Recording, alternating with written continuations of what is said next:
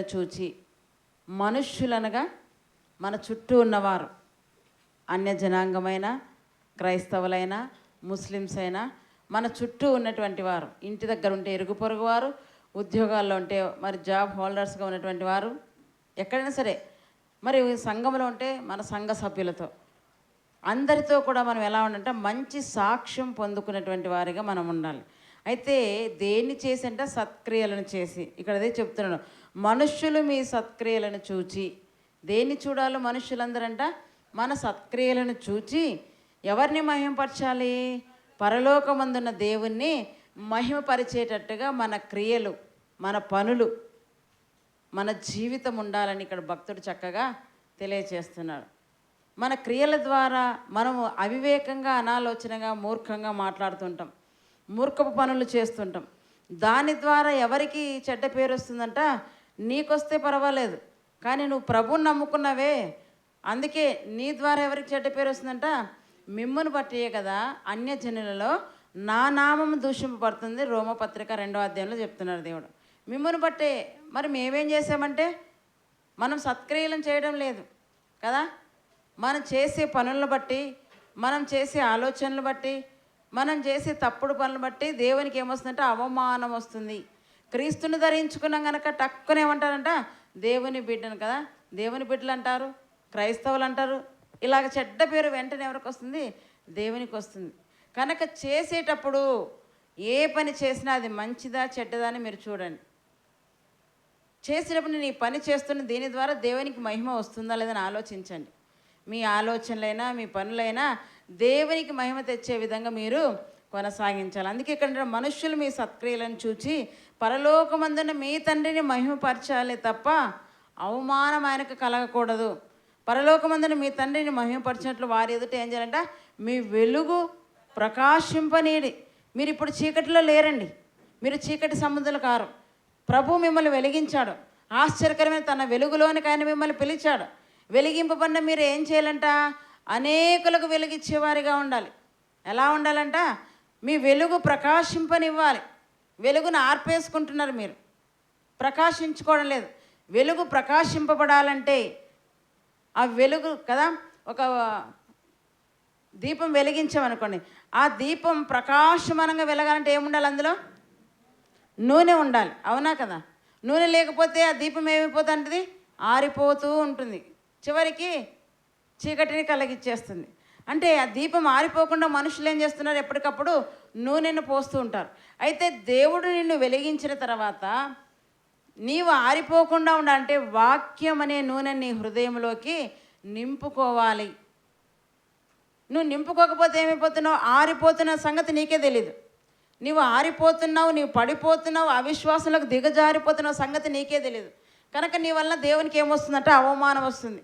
కనుక జాగ్రత్తగా మనము చూసుకోవాలి. ఇప్పుడు 20వ వచనం చూసుకుందాం. ఈరోజు వాక్య భాగం మనం చదువుకుందామండి. శాస్త్రుల నీతి కంటేను పరిసయ్యుల నీతి కంటేను మీ నీతి అధికము కాని ఎడల మీరు పరలోక రాజ్యంలో ప్రవేశింపరని మీతో చెప్పుచున్నాను. ఈరోజు పరలోక రాజ్యంలో ప్రవేశించడానికి దేవుడు మనకు ఒక వాక్య భాగాన్ని చూపిస్తున్నాడు. ప్రభువుని నమ్ముకున్నంత మాత్రాన పరలోకానికి పోతాను అని అనుకోవడం మీ యొక్క అపోహ. పరలోక రాజ్యానికి వెళ్ళడానికి నువ్వు ఎంటర్ అయ్యావు. ఎక్కడికి? బాప్తిసం ద్వారా ఆయనలోనికి వచ్చావు. వచ్చిన నువ్వేం చేయాలి? ప్రయాణం చేయాలి. ఆయన మార్గంలో నువ్వు నడవాలి. వచ్చి నిలుచుంటే ఎవరు కూడా గమ్యస్థానం చేరరు. వచ్చిన వాడు ప్రయాణం చేయాలి. ఎక్కడికి ప్రయాణం చేయాలి? పరలోకానికి. అందుకే ఈ లోకంలో భక్తులు ఎలా ఉన్నారంట? మేము యాత్రికులం అన్నారు, మేము పరదేశులం అన్నారు. మా లోకం ఇది కాదు, యాత్రలో మేమున్నాం కదా. ఇక్కడ మనం కూడా అలాగే, మనం కూడా ఎలా ఉంటా? యాత్రికులుగా ఉన్నాం, పరదేశికులుగా ఉన్నాం, ప్రయాణంలో మనం ఉన్నాం. ప్రయాణంలో నిలిస్తే గమ్యస్థానం చేరరు, ప్రయాణం చేస్తేనే, నడిస్తేనే. అయితే పరలోకానికి నువ్వు వెళ్ళాలి అంటే ఏం చేయాలంటారు ఇక్కడ? శాస్త్రుల నీతి కంటేను పరిసయ్యుల నీతి కంటేను మీ నీతి అధికము కాని ఎడల. ఏమంటున్నాడు? మీ నీతి అధికం కాని ఎడల మీరు పరలోక రాజ్యంలో ప్రవేశింపనేరని మీతో చెప్పుచున్నాను. ఈ మాట ఎవరు చెప్తున్నారు? ప్రభువైన యేసుక్రీస్తు వారు కొండ మీద ప్రసంగంలో ఆయన దగ్గర ఉన్న మనుషులందరితోనూ శిష్యులతోని మాట చెప్తున్నాడు. మీరు పరలోక రాజ్యం ప్రవేశించాలంటే మీ నీతి అధికమవ్వాలి. ఎవరి నీతి కంటే? మన ముందు ఇద్దరిని పెట్టాడు. ఎవరి నీతి కంటే మన నీతి అధికం కావాలి? శాస్త్రులు, పరిసయ్యులు. మనం శాస్త్రులం కాదు, పరిసయ్యులం కాదు. మనం ఎవరమంట? క్రైస్తవులం, క్రీస్తును ధరించుకున్న వారం మనము క్రైస్తవులం. అయితే ఈ శాస్త్రుల నీతి కంటే, పరిసయ్యుల నీతి కంటే మీ నీతి అధికం కాకపోతే మీరు పరలోకంలో ప్రవేశింపరు. ఇక్కడ ఏమంటాడంట?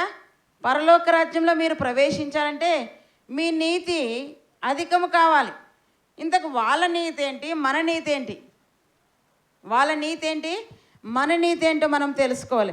శాస్త్ర నీతి, పరిసయ్యుల నీతి ఏంటో ఈరోజు మనం చూసుకున్నట్లయితే ప్రభువైన యేసుక్రీస్తు వారు చెప్తున్నటువంటి మాట మత్తయి సువార్త 23వ అధ్యాయము. శాస్త్ర నీతి, పరిసయ్యుల నీతి ఏంటో తెలిస్తే మనం ఎలా నీతిగా ప్రవర్తించాలో మనకు అర్థమవుతుందండి. మత్తయి సువార్త 23వ అధ్యాయము 1వ వచనం. అప్పుడు యేసు జన సమూహములతోనూ తన శిష్యులతోనూ ఇట్లా నేను శాస్త్రులను, పరిసయ్యులను మోషే పీఠమందు కూర్చుండువారు. ఇక్కడ శాస్త్ర నీతి, పరిసయ్యుల నీతి అధికం కావాలన్నాడు కనుక ఈ శాస్త్రులు, పరిసయ్యులు ఏం చేసేటువంటి వారంట? మోషే పీఠమందు కూర్చుండి ధర్మశాస్త్రాన్ని బోధించేటువంటి వారు. వీళ్ళు ఏం చేసేటువంటి వారంట? మోషే పీఠమందు కూర్చుండి ధర్మశాస్త్రాన్ని బోధించేటువంటి వారు. ఎలా చెప్తున్నారు చూడండి, 3వ వచనం. కనుక వారు మీతో చెప్పు వాటిని అన్నిటినీ అనుసరించి గైకొనుడి, అయినను వారి క్రియల చొప్పున చేయకుడి. వారు చెప్పుదురే కానీ చేయరు. ఈ శాస్త్రులు, పరిసయ్యులు మోషే పీఠమందు కూర్చుండి ధర్మశాస్త్రాన్ని బోధిస్తున్నారు.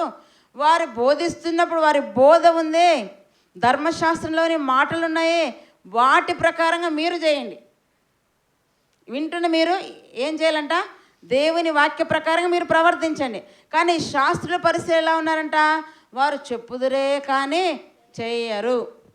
ఏం చేస్తారంటే వీళ్ళు వాక్యాలు చెబుతారు కానీ వాక్యాన్ని పాటించరు. అది వారి నీతి, చెప్పేవరకే వారి నీతి, వారు పాటించడం లేదు. కనుక వారి నీతి కంటే మీ నీతి అధికం కావాలంటే వారు చెబుతున్నది వినండి, విని మీరు పాటించండి, అప్పుడే మీ నీతి అధికము అంటున్నాడు. అందుకే ఇక్కడ ఏమంటాడంట 2వ వచనంలో, కనుక వారు మీతో చెప్పు వాటిని అన్నిటినీ అనుసరించి గైకొనుడి, అయినను వారి క్రియల చొప్పున చేయకుడి. వారు ఎలాంటి వారంట? చెప్పుదురే కానీ చేయరు. అంటే శాస్త్రుల నీతి ఏంటంటే చెప్పేంతవరకే పరిమితం. శాస్త్రుల నీతి ఏంటిదంట? చెప్పేంతవరకే. చాలామంది నీతులు చెప్తారు కదండి, చాలామంది మాకు కూడా వాక్యాలు చెప్తారండి. నా దగ్గరికి వచ్చి వాక్యాలు చెప్తా అంటే నాకు వాక్యం తెలియనట్టుగా నేను అనుకుంటా, ముందు వాక్యం నువ్వు పాటించమ్మా, పాటించయ్యా అంట. తెలియనట్టు మాకే వాక్యాలు చెప్తారు. చెప్పడం ఈజీనే, చెప్పడం వరకు పరిమితం ఎప్పుడు కూడా మనుషులు కాకూడదు. చెప్పిన దాన్ని అనుకరణలో పెట్టాలి, ఆచరించాలి, అనుసరించాలి. కానీ నీతులు మాత్రం ప్రతి ఒక్కరు బోల్డ్ చెప్తారు, ఆ నీతి మొదట వాళ్ళు మాత్రం పాటించరు. చెప్పడం ఈజీనే కదా, కోట్ల మాటలు చెప్పమని చెప్తాం, కోకొల్లదిగా మాట్లాడమన్నా మాట్లాడతాం. పాటించేసరికి వచ్చేసరికి అందరు ఏమైపోతున్నారంట? తప్పిపోతున్నారు. ఇదే ప్రభు చెప్తున్నాడు, శాస్త్ర నీతి కంటే పరిసయ్యుల నీతి కంటే మీ నీతి అధికం కావాలి. శాస్త్రులు, పరిసయ్యులు చెప్పేంతవరకే పరిమితము. అక్కడ ప్రభు చెప్తున్న వారు చెప్పుదురే కానీ వారు చెయ్యరు. మరి ఈరోజు మనం అలాగున్నామా? ఇతరులకు నీతి చెప్తున్నప్పుడు ముందు నేను పాటిస్తున్నాను లేదని అనుకుంటామా? అలా అనుకోం కదా. మనం ఆలోచన చేయం. ఎదుటి వారికి మొదట చెప్పడానికి పరిగెడుతుంటాం, నీతులు ఎదుటి వారికి చెప్పే పరిగెత్తుంటాం. కానీ అలాగ ఉండొద్దండి. అలా ఉంటే నువ్వు ఎవరంట? ఒక శాస్త్రీయ పరిచయం లాంటివి. ఈరోజు ప్రభు చెప్తున్నాడు, వారి నీతి కంటే నీ నీతి అధికం కావాలి అని చెబుతున్నాడు. చూడండి మత్తయి సువార్త 7వ అధ్యాయం చూడండి, 7:28, 29 వచనాలు కూడా చూద్దాం. మత్తయి సువార్త 7వ అధ్యాయము 28, 29 వచనాలు. యేసు మాటలు చెప్పి ముగించినప్పుడు జనసమూహములు ఆయన బోధకు ఆశ్చర్యపడుచుండిరి. యేసు ఈ మాటలు చెప్పి ముగించినప్పుడు జనసమూహము ఆయన బోధకి అంట ఆశ్చర్యపడుచుండ్రి. ఏలయనగా ఆయన వారి శాస్త్రాలే కాక అధికారం గలవాని వలె బోధించుచున్నాడు. ఎందుకు జనసమూహం అంతా ఆయన బోధకు ఆశ్చర్యపడుచున్నారు? వాళ్ళ శాస్త్రులు కూడా అంతవరకు బోధించారు కదా, వాళ్ళ పరిచయాలు కూడా అంతవరకు బోధించారు కదా. వాళ్ళందరూ అనుకుంటున్నారంట, ఈ వ్యక్తి బోధిస్తున్నాడే, ఈ వ్యక్తి బోధించడమే కాదు, బోధించింది కూడా ఏం చేస్తుంట అనుసరించి చూపిస్తున్నాడు. మా శాస్త్రులు బోధించే వరకే పరిమితం అయిపోయారు. వాళ్ళు మాకు చెబుతారు కానీ చేయడం లేదంట. అందుకే 23:4 చూడ ఒక మాట మనకు గమనించినట్లయితే, మత్తయి సువార్త 23:4 మోయ శక్యము కాని బరువులు, భారమైన బరువులు కట్టి మనుష్యుల భుజం మీద వారు పెట్టుదురే కానీ తమ వ్రేలితోనైనను వాటిని కదలింపనొల్లరు. ఎలాంటి బరువులు పెడతారంట వారి శాస్త్రులు? మోయ శక్యము కాని. అందుకే యేసు ప్రభు బోధ విని మనుష్యులందరూ ఏమైపోయారంట, ఆశ్చర్యపడ్డారు. ఏంటి ఇంత చక్కగా అయినా బోధిస్తున్నాడు, బోధించడమే కాకుండా పాటిస్తున్నాడే. కానీ మా శాస్త్రుల పరిస్థితి అలాగ లేరే. వాళ్ళు చెబుతున్నారు ఎలాంటివంట, మోయ శక్యము కాని బరువులు మీకు మోపుతారంట, కానీ కనీసం వారు వేలితోనైనా ఇలా కదిలించారంటండి. అందుకే నాడు బోధకులు ఎలా ఉన్నారు, నేడు బోధకులు ఎలా ఉన్నారు మనం ఆలోచన చేస్తే, నాడు బోధకులు సమస్తాన్ని విడిచిపెట్టి ప్రభువుని వెంబడించారండి. నాడు బోధకులు ఎలా ఉన్నారంట, భక్తులు సమస్తాన్ని విడిచిపెట్టి ప్రభువుని వెంబడించారు. నేడు బోధకులు ఎలా ఉన్నారంట, మాకిస్తే దేవుడు మిమ్మల్ని ఆశీర్వదిస్తాడు. మొదట సైకిల్ మీద వచ్చిన భక్తుడు దైవజనుడు చిన్నగా స్కూటర్ కొంటాడు, తర్వాత కారు కొంటాడు, తర్వాత కార్లు కొంటాడు, కారు వెంబడి కారు కదా. మొదట ఏం చేసేటువంటి వారు, కాళ్ళకు చెప్పులు లేవు సేవ చేసేటప్పుడు, ఒకే అంగి ఉండేటువంటి వారు కదా. ఆయన పరిచయకు పంపిస్తూ కూడా ఏం చేయాలంట, మీరు జోలనైనను 2 వస్త్రాలైనా తీసుకొని పోకూడదు అన్నాడు. కానీ ఈనాడు సూటు బూట్ వేసుకుంటేనే విలువిస్తారు ప్రజలు కూడా అలా తయారయ్యండి. సామాన్యంగా ఉంటే మాత్రం విలువివ్వరు. ఆయనే సూటు బూట్ వేసుకొని, బూట్లు వేసుకొని టక అక్కడిక్కడ తిరిగి వాక్యం చెప్తే మాత్రం ఎంత గొప్ప దైవజనుడు. వీళ్ళే వాక్యం తెలియకపోయినా వీళ్ళే ఎవరు మంచి ఎవరు చెడ్డని నిర్ణయం చేసుకుంటారు. నిజమైన దైవజనుడు దేవుని మెప్పించేవాడిగా ఉంటాడు, కానీ మనుషుల్ని మెప్పించేవాడిగా ఎప్పుడు ఉండడండి. ఇక్కడ మనం గమనిస్తే అంతవరకు శాస్త్రుల బోధ విన్నారు, పరిసయ్యుల బోధ విన్నారు, కానీ వారికి ఏ రోజు ఏమీ అనిపించలేదు. కానీ యేసు ప్రభు వారి మధ్య బోధిస్తున్నప్పుడు వారికి ఏమైపోయిందంట, ఆశ్చర్యమైపోయిందంట. ఆశ్చర్యం, ఏంటి ఇంత చక్కగా ఆయన బోధిస్తున్నాడు ఏంటి, అది కూడా ఎలా బోధిస్తున్నాడంట, అధికారం గలవానిగా బోధిస్తున్నాడంటండి. ఎలా బోధిస్తున్నాడంట, ఆయన అధికారం గలవానిగా బోధిస్తున్నాడు. అధికారం గలవాడు ఒక మాట చెబితే ఖచ్చితంగా మనిషి చేస్తాడు, ఎందుకంటే వాడు చెబుతాడు, ఖచ్చితంగా పాటిస్తాడు. ఈనాడు బోధకులు ఎలా ఉంటారు, చెబుతారు మీరు దొంగతనం చేయొద్దండి అంటారు, మీరు వ్యభిచారం చేయొద్దండి అంటారు, కానీ పట్టుబడేది మాత్రం బోధకులే. మీరు త్రాగకూడదంటారు, కానీ వీళ్ళు మాత్రం అది ఎవరైనా ఒక విశ్వాస ద్వారా పట్టుబడ్డాడు అనుకోండి, అప్పుడు ధైర్యం ఉంటుందా? ధైర్యం మళ్ళీ ఇక్కడ బోధించగలరా? బోధించలేరు. ఎందుకు? తాము చేస్తున్న తప్పు ఎవరి ద్వారా పట్టుబడేసరికి ఆ ధైర్యం అనేది ఉండదు, అధికారంతో బోధించలేరు. అందుకే దేవుడు మాట్లాడుతున్నాడండి, శాస్త్రుల నీతి కంటే పరిసయ్యుల నీతి కంటే మీ నీతి అధికం కావాలి. శాస్త్రులు పరిసయ్యులు చెప్పుదురే కానీ చెయ్యరు, కానీ ప్రభు అయిన యేసుక్రీస్తు వారు అధికారం గలవానిగా ఆయన బోధిస్తున్నట్టుగా మనం చూస్తున్నాం. శాస్త్రుల పరిసయ్యుల జీవితం ఎలాంటిదంటే వేషధారి. మనుషులు ఉన్నప్పుడు ఒక రకంగా, మనుషులు లేనప్పుడు ఒక రకంగా.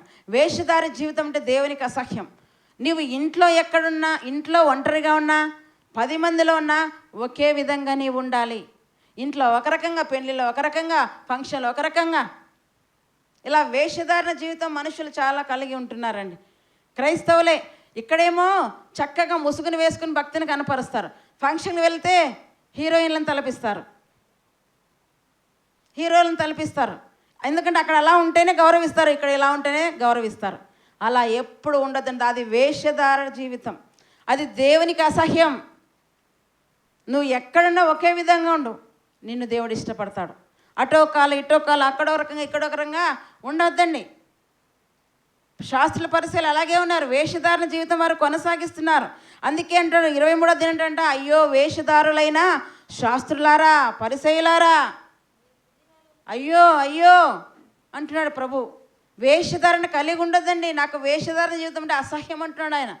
ఈరోజు వేషధారణ కలిగిన జీవితం మీరు ఏమైనా జీవిస్తున్నారేమో, ప్రభు మీతోనే మాట్లాడుతున్నాడు. అది ఆయనకి ఇష్టం లేదంటున్నాడు. యథార్థంగా నీతిగా నమ్మకంగా ఉండాలి. అదే యథార్థంగా నమ్మకంగా నీతిగా ఉన్నవాడు ఎలా ఉంటాడంట, సింహం వలె ధైర్యంగా ఉంటాడు. ఏ తప్పు చేయనివాడు ఎలా ఉంటాడు, సింహం వలె ధైర్యంగా ఉంటాడండి. నీతిమంతులు ఎలా ఉంటారంట? తమ తండ్రి రాజ్యంలో సింహం వల్లే ఉంటారు. అవునా? ఇక మనం గమనిస్తే ఇంకేమంటారు చూడండి. యేసుప్రభు వారు ఎలాంటి వాడంటే ఆయన చెప్పింది చేస్తాడు. శాస్త్రంలో చెప్పేంతవరకు పరిమితం కాదు యేసుప్రభు వారు. ఆయన చెప్పింది చేసి చూపిస్తాడు, చేసేదే చెప్తాడు. చెప్పింది చేస్తాడు, చేసేదే చెబుతాడు యేసుప్రభు వారు. ఆయన ఏం చెప్పాడు, ఏం చేస్తాడో మనం ఈరోజు చూసినట్టయితే కొన్ని విషయాలు మనం ఆలోచన చేసుకుందాం. అందుకే లోకమంతా కూడా ఆయన వెంట పోతుందండి కదా. అందుకే ఈ శాస్త్రుల పరిశీలన అనుకున్నారు, మేము ఇంత బోధిస్తున్నాం మా వెంట రాలేదే, వీళ్ళందరూ కూడా లోకమంతా ఆయన వెంట పోతుంది, ఎలాగైనా ఆయనను పట్టించాలి, ఎలాగైనా ఆయనను సిలువ వేయాలనుకున్నారు. ఎందుకు? వీళ్ళ బోధన విని వీళ్ళ వెంట రావడం లేదు. ప్రజలు కూడా ఆలోచిస్తారు కదండి, కొద్ది వరకు వింటారు, వీళ్ళు కరెక్టే కదా, వీళ్ళు పాటిస్తున్నారు లేదని ప్రజలు కూడా చూస్తారు. కానీ యేసు ప్రభు వారు బోధిస్తున్నదే చెప్తున్నాడు, చేస్తున్నాడు, చేసింది ఆయన చెబుతున్నాడు. కనుక లోకమంతా ఆయన వెంట పోతుందంట అండి. యోహాను సువార్త 12వ అధ్యాయం చూడండి, ఆ మాట మనకు కనపడుతుంది. 19వ వచనం. కావున పరిసయ్యులు ఒకరితో ఒకరు మన ప్రయత్నంలో నిష్ప్రయోజనమైపోయినవో చూడుడి, ఇదిగో లోకం ఆయన వెంట పోయినదని చెప్పుకొనిరి. వాళ్ళు అంటున్నారు పరిసయ్యులు, అయ్యో మనం ఎన్ని ప్రయత్నాలు చేసాం కదా, అన్నీ నిష్ప్రయోజనం అయిపోయాయి, లోకమంతా ఆయన వెంట వెళ్తుంటే ఆయన ఎలా ఉన్నాడంట? యథార్థవంతుడుగా ఉన్నాడు. ఆయన నీతి వీరి నీతి కంటే అధికముగా ఉన్నది. ఆయన చెప్పిందే చేస్తున్నాడు, చేసేదే చెప్తున్నాడు, కానీ దానికి మించి ఆయన చేయడం లేదు. ఆయన ఏమేం చేస్తున్నాడంటే ఒక్కొక్కటిగా మనం చూసుకుందామండి. యేసు ప్రభు నీతి ఎలాగుంది, మన నీతి ఎలాగుంది. యేసు ప్రభు నీతి ఎలా ఉందంట? శాస్త్రుల పరిసయ్యుల నీతి కంటే అధికంగా ఉంది కనుక అందుకే ఆయన పరలోక రాజ్యంలో ప్రవేశించాడు. ఈరోజు నీ నీతి నా నీతి కూడా ఎలా ఉండాలంట?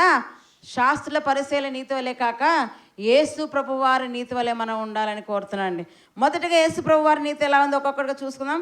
మత్తయి సువార్త 5వ అధ్యాయము, మత్తయి సువార్త 5వ అధ్యాయం 44వ వచనం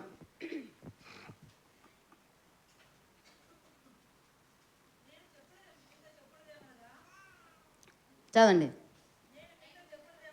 నేను మీతో చెప్పున్నది ఏమనగా, మీరు పరలోకమందున్న మీ తండ్రికి కుమారులైండినట్లు మీ శత్రువులను ప్రేమించుడి, మిమ్మల్ని హింసించు వారి కొరకు ప్రార్థన చేయుడి. ఏం చెప్తున్నాడు ఆయన? ఏం చెప్తున్నాడు ఆయన? నేను చెప్పున్నదేమనగా, ఇక్కడ ఏమంటాడంట? పరలోకపు తండ్రికి మీరు కుమారులైండినట్లు మీ శత్రువులను ఏం చేయాలంట? ప్రేమించుడి, మిమ్మల్ని హింసించు వారి కొరకు ఏం చేయాలంట? ప్రార్థన చేయడి. ఆయన చెప్పాడా? చెప్పాడు కదా. ఆయన చెప్పడంది ఏం చేస్తున్నట్ట? లూకాసు వార్త 23వ అధ్యాయం. చెప్పింది ఖచ్చితంగా ఆయన ఏం చేస్తున్నట్ట? నెరవేరుస్తున్నాడు. అందుకే చెప్పిందే చేస్తాడు, చేసేది ఆయన చెబుతాడు. ఆయన చేసేది ముందుగానే చెప్పాడు కదా. పరలోకమందున మీ తండ్రికి మీరు కుమారులైనట్లు మీ శత్రువులను ప్రేమించండి, మిమ్మల్ని హింసించి వారి కొరకు మీరు ప్రార్థన చేయడి. యేసు ప్రభు వారు చూడండి ఎక్కడ ప్రార్థన చేస్తున్నట్ట? 34వ వచనం, 23వ అధ్యాయం 34వ వచనం. యేసు, తండ్రి వీరేమి చేయుచున్నారో వీరెరుగురు కనుక వీరిని క్షమించుడి. ఆడేం చెప్పాడండి? మీ శత్రువులను ప్రేమించండి, మిమ్మల్ని హింసించి వారి కొరకు ప్రార్థించండి. చెప్పింది ఇక్కడ చేస్తున్నాడా లేదండి? ఎంతగా ఆయన హింసించారండి? 39 కొరడా దెబ్బలు కొట్టారు, పిడిగుద్దులు గుద్దారు, మోమును ఉమ్ము వేశారు, ముళ్ళు కిరీటం అల్లి తల మీద పెట్టారు. ఎంతగానో హింసిస్తున్నారో ఆ హింసించే వారందరి కొరకు ఏం చేస్తున్నారంట? ప్రభు అయిన యేసుక్రీస్తు వారు ఎక్కడ ప్రార్థన చేస్తున్నారంట? సిలువ పైనండి. బాధలో ఉన్నప్పుడు, నిలువెల్ల రక్తం కారిపోతున్నది, గాయాలతో ఉన్నప్పుడు ఆయన ప్రార్థన చేస్తున్నాడు. హింసించే వారందరి కొరకు ఆయన ఏం చేస్తున్నాడంట? ప్రార్థన చేస్తున్నట్ట. ఏమని ప్రార్థన చేస్తున్నట్ట? యేసు, తండ్రి వీరేమి చేయుచున్నారో వీరెరుగురు కనుక వీరిని క్షమించమని ప్రార్థన చేస్తున్నాడు. ఎప్పుడైనా మన శత్రువుల కొరకు మనం ప్రార్థన చేసామా? మనల్ని హింసించే వారి కొరకు ఇలాగ ప్రార్థన చేసామా? మనం ఏం చేస్తాం తెలుసా? ప్రభు వారిని నాశనం అయిపోవాలి ప్రభు. మన ప్రార్థన ఎలా ఉంటాయి? నన్ను ఒక మాట అన్నారు, నన్ను ఇట్లా దూషించారు, నన్ను ఇట్లా అన్నారు, వారిని నాశనం అయిపోవాలని కోరుతాం. అలా కోరితే ఏమైపోతుందంట?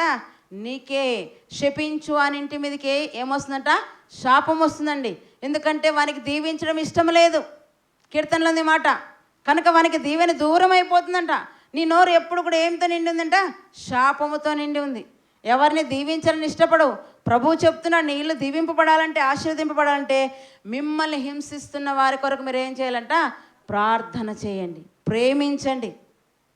ప్రేమించండి, ప్రార్థన చేయండి. ఇది ఆయన చెప్పిందే కాదు, చేసి చూపిస్తున్నాడండి. ఇది ఆయన నీతి. ఆయన చెప్పడమే కాదు, చేసి చూపిస్తున్నాడు. మన నీతి ఇలా ఉందా? మన నీతి ఇలా ఉందా? ఈరోజు పరీక్షించుకుందాం. మన నీతి ఏంటి? వాళ్ళు ఒక మాట అంటే మనం 10 మాటలు అంటాం. అప్పుడే మన కడుపు మంట చల్లారుతుంది. లేకపోతే రగిలిపోతుంటుంది గ్యాస్ కదా, మంట మంట మంట మంట. అది మాత్ర వేసుకున్న తగ్గదు కదా, ఇంకేదో ట్రీట్మెంట్ చేసుకుని తగ్గదు. అవతల ఆమె కనపడితే ఒక 10 సార్లు 10 మాటలు అంటే అప్పుడు అమ్మ ప్రాణం కుదుటైపోయింది, ఇంతవరకు కడుపు ఉబ్బిపోయింది కదా. ఎలా ఉంది ఒకసారి ఆలోచన చేసుకుందాం. ప్రభు అంటున్నాడు, మిమ్మల్ని హింసించి వారి కొరకు ఏం చేయాలంట? ప్రార్థన చేయమన్నాడు. ఆయన చెప్పాడు, చేశాడా లేదండి? ప్రభు అయిన యేసుక్రీస్తు వారు చేశారా లేదా? చేశారు. ఏం చేశారు ఆయన? ఎవరి కొరకు ప్రార్థించాడు? శత్రువుల కొరకు, హింసించే వారి కొరకు, శత్రువులు ప్రేమించి వారి కొరకు ప్రార్థన చేస్తున్నాడు. అయ్యో ప్రభు, వీరికి ఏమీ తెలియదు తండ్రి, వీరు తెలియక నాకు శిల వేశారు, తెలిసిండి శిల వేయరేమో కనుక క్షమించినైనా అని వారి విషయమైనా ప్రార్థన చేస్తున్నాండి. అసలు నీతి అంటే ఏంటో చూసినట్టయితే చూడండి, రోమపత్రిక 2వ అధ్యాయం. అందుకే ఆయన ఈ వాక్యం తెలిసి ఇక్కడ ఏం చేస్తుంటే అసలు నీతి అంటే ఏంటంటే ఇక్కడ మనకు చూపిస్తున్నాడు. రోమపత్రిక 2వ అధ్యాయము 34వ వచనం. 2వ అధ్యాయము 34వ వచనం. 13వ వచనం. 13వ వచనం. 2వ అధ్యాయం 13వ వచనం. ధర్మశాస్త్రం వినువారు దేవుని దృష్టికి నీతిమంతులు కారు కానీ, ఇక్కడ చూడండి, ధర్మశాస్త్రం వినువారు దేవుని దృష్టికి నీతిమంతులు కారు. వాక్యం వినువారు దేవుని దృష్టికి నీతిమంతులు కారు. ఇక్కడ చెప్తున్నా, ఆనాడు శాస్త్రులు పరిసలు ఏం బోధించారు? ధర్మశాస్త్రం బోధించారు. ఈనాడు ఏం వినబడుతుంది మీకు? వాక్యం వినబడుతుంది. వాక్యం విన్నంత మాత్రాన్ని మీరు నీతిమంతులు కారు. ఏం చేయాలంటాడు ఇక్కడ? చదుదాం. ధర్మశాస్త్రం వినవారు దేవుని దృష్టికి నీతిమంతులు కారు కానీ ధర్మశాస్త్రం అనుసరించి ప్రవర్తించువారే నీతిమంతులుగా ఎంచబడుదురు. ధర్మశాస్త్రాన్ని అనుసరించువారే, వినేవారు కాదు నీతిమంతులు, అనుసరించువారే నీతిమంతులుగా కదా. అనుసరించి ప్రవర్తించువారేమంట నీతిమంతులుగా ఎంచబడుదురు. ప్రభు అయిన యేసుక్రీస్తు వారు ఏం చేశారంట? ధర్మశాస్త్రం అంతవరకు ఎవరు నెరవేర్చలేకపోయారండి. మోషే కాలంలో ఇవ్వబడిన ధర్మశాస్త్రాన్ని క్రీస్తు కాలం వరకు కూడా ఎవరు కూడా నెరవేర్చలేకపోయారు. కనుకనే దాన్ని నెరవేర్చడానికి ప్రభు అయిన యేసుక్రీస్తు వారి భూమి మీదకి వచ్చాడండి. దాన్ని కొట్టివేయడానికని చాలామంది అనుకుంటాడు, కానీ దాన్ని నెరవేర్చడానికి ఆయన వచ్చాడండి. ధర్మశాస్త్రంలో 9 ఆజ్ఞలు పాటించి ఒక ఆజ్ఞ పాటించకపోయినా ఈ 9 ఆజ్ఞలు పాటించినట్లే అంట. కనుక ధర్మశాస్త్రంలో ప్రతిదీ కూడా ఎవరు పాటించారంట? ప్రభు అయిన యేసుక్రీస్తు వారు. అందుకే ఆయన చెప్తున్నాడు, అందుకే ఆయన నీతి అధికమైంది. ఎవరి నీతి కంటే? శాస్త్రుల నీతి కంటే, పరిసయ్యుల నీతి కంటే క్రీస్తు నీతి అధికమైనది. క్రీస్తు నీతిలో మీరు కూడా నడవాలి. ధర్మశాస్త్రం వినేవారు నీతిమంతులు కాదు, దాన్ని అనుసరించి ప్రవర్తించువారే నీతిమంతులు. వాక్యాన్ని వినేవారే కాదు నీతిమంతులు, వాక్యం విని అనుసరించేవారు మాత్రమే నీతిమంతులు. మొదట వినాలి, తర్వాత అనుసరించాలి, తర్వాత ప్రకటించాలి. ప్రకటించడానికి త్వరపడుతున్నారు, అనుసరించడం మానేస్తున్నారండి.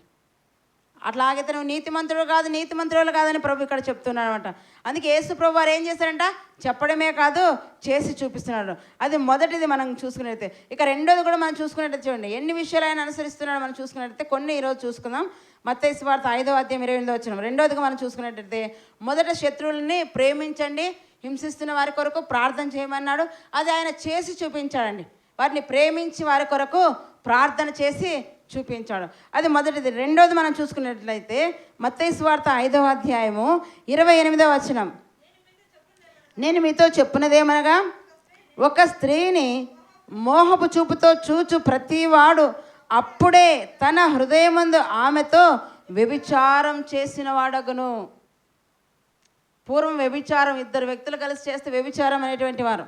ఇప్పుడు మోహపు చూపుతో చూస్తేనేమంట వ్యభిచారం చేసినట్లని ప్రభు అయిన యేసుక్రీస్తు వారు చెప్తున్నారండి. ఏమంటున్నాడు అక్కడ ఆయన? మనం గమనిస్తే, నేను మీతో చెప్పున్నదేమనగా, ఒక స్త్రీని మోహపు చూపుతో చూచువాడు ప్రతివాడు, ఒక స్త్రీని మోహపు చూపుతో చూచు ప్రతి వాడును అప్పుడే తన హృదయంలో ఏం చేసినట్ల? వ్యభిచారం చేసినట్ల. ఆమెతో అప్పుడే వ్యభిచారం చేసినట్ల. ఇది ఆయన చెప్పాడు. ఇక్కడ మనం గమనిస్తే చూడండి, యోహాను సువార్త 8వ అధ్యాయంలో మనకు తెలిసిన భాగమే. ఈ శాస్త్రులు పరిసయ్యులు అందరూ కలిసి ఏం చేశారంట, వ్యభిచారమందు పట్టబడిన ఒక స్త్రీని తీసుకొని వచ్చారండి. ఎవరిని తీసుకొని వచ్చారంట? వ్యభిచారమందు పట్టబడిన ఒక స్త్రీని. చూద్దాం 8వ అధ్యాయం 1వ వచనం. యేసు ఒలివ కొండకు వెళ్ళెను. తెల్లవారగానే యేసు తిరిగి దేవాలయానికి రాగా ప్రజలందరూ ఆయన ఎంతకు వచ్చారు కనుక ఆయన కూర్చుండి వారికి బోధించుచుండెను. యేసు ప్రభు వారు ఏం చేస్తాడంట, తన పనిలో తాను ఉంటున్నాడండి. యేసు ప్రభు వారు చేసే పని ఏంటి? పగలంతా బోధించడము, రాత్రంతా ప్రార్థించడం.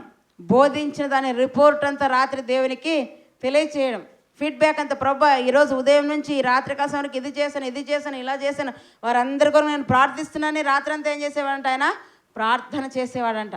అయితే ఈయన బోధించే పనిలో ఉంటే ఈ శాస్త్రుల పరిశీలన ఎక్కడ ఉండాలండి?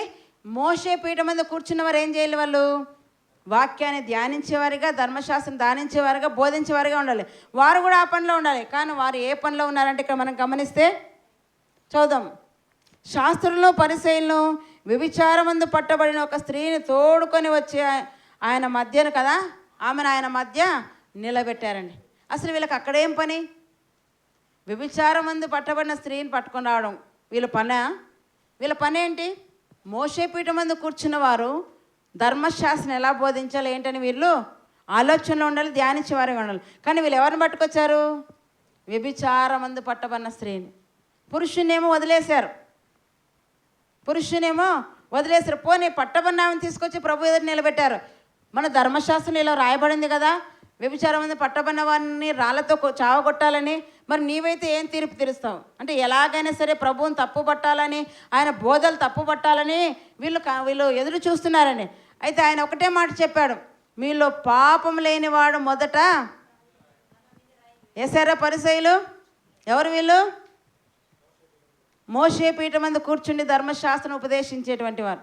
శాస్త్రులు పరిశీలన ఏం చేస్తారంటే వాళ్ళు కూడా హృదయ పరీక్ష చేసుకొని తెచ్చిన రాయిని అక్కడ వదిలేసి వెళ్ళిపోయారు. ఒక్కరు కూడా అక్కడ లేరండి.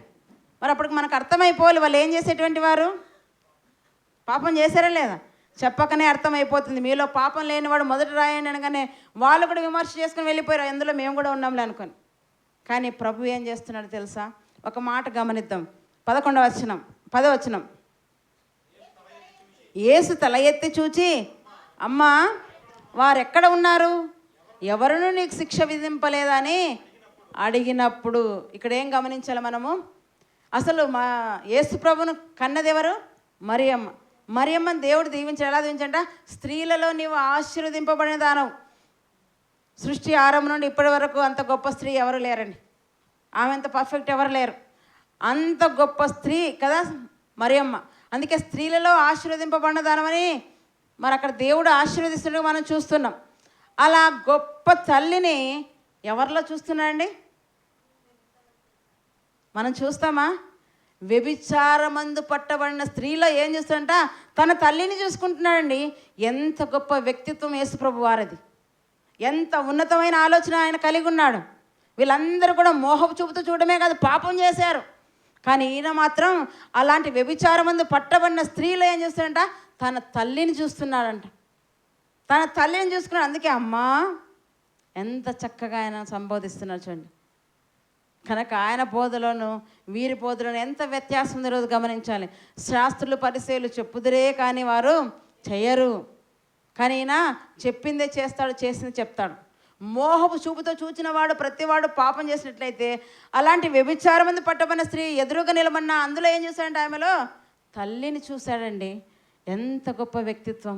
ఈరోజు మనం అలా చూడగలుగుతున్నామా? అలా మాట్లాడగలుగుతున్నామా? చిన్న తప్పు మనకు కనబడకూడదు. ఇక్కడేదో మనం పర్ఫెక్ట్గా అన్నట్టుగా ఎదుటి వ్యక్తిని తూలనాడేస్తుంటాం. ఇక నేనే 100 రెట్లు పర్ఫెక్ట్ అన్నట్టుగా మాట్లాడేస్తుంటాం. జాగ్రత్త, ఈరోజు దేవుడు మిమ్మల్ని హెచ్చరిక చేస్తున్నాడు.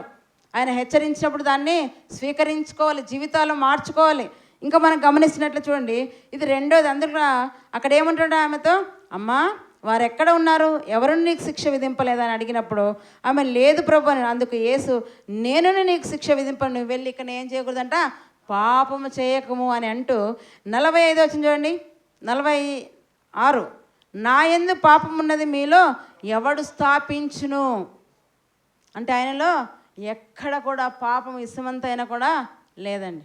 అంత పరిశుద్ధి. అందుకే సవాలు వేస్తున్నాడు. ఇక్కడేం చెప్పారు, మీరు పాపం లేనివాడు రాయని, కానీ అందరూ వెళ్ళిపోయారు శాస్త్రులు పరిసయ్యులు. కానీ ఈయనేం చెప్తున్నాడు, డైరెక్ట్ నాలో పాపం ఉంది నిరూపించండి అనగానే ఎవ్వరు కూడా నిరూపించలేకపోయాడు. అంత చక్కని పరిశుద్ధుడు ప్రభు అయిన యేసుక్రీస్తు వారు. కనుక ఆయన చెప్పిందే చేస్తాడు. ఇది రెండోదండి. ఇక మూడోది మనం గమనించిన చూడండి, చెప్పడం కంటే పాటించడం అనేది చాలా కష్టం. చెప్పడం ఏంటండి, ఈజీనే కదా, తేలికే. అది ఎవరైనా చెప్పగలరు. కానీ పాటించడం ఉందే అది ఎంతో ఉన్నతమైన. అందుకే ఆయన ఉన్నతమైన వాడుగా మనకు కనపడుతున్నాడు. ఇక మూడోది మనం గమనించినట్టయితే చూడండి, మత్తయి సువార్త 6వ అధ్యాయము, మత్తయి సువార్త 6వ అధ్యాయము 9వ వచనం, 19వ వచనం, 6వ అధ్యాయం 19వ వచనం. భూమి మీద మీ కొరకు ధనమును కూర్చుకొనవద్దు. ఫస్ట్ 9 చూద్దాం, మరి నెక్స్ట్ 19 చూద్దాం. ఫస్ట్ 9. కాబట్టి మీరు ఇలాగూ ప్రార్థన చేయడి. కాబట్టి మీరు ఇలాగూ ప్రార్థన చేయడి. ఏం చేస్తున్నట, మీరు ఇలాగూ ప్రార్థన చేయడి. ప్రార్థన చేస్తున్నారా ఈరోజు? ఎంతమంది ప్రార్థన చేసుకున్నారు చెప్పండి?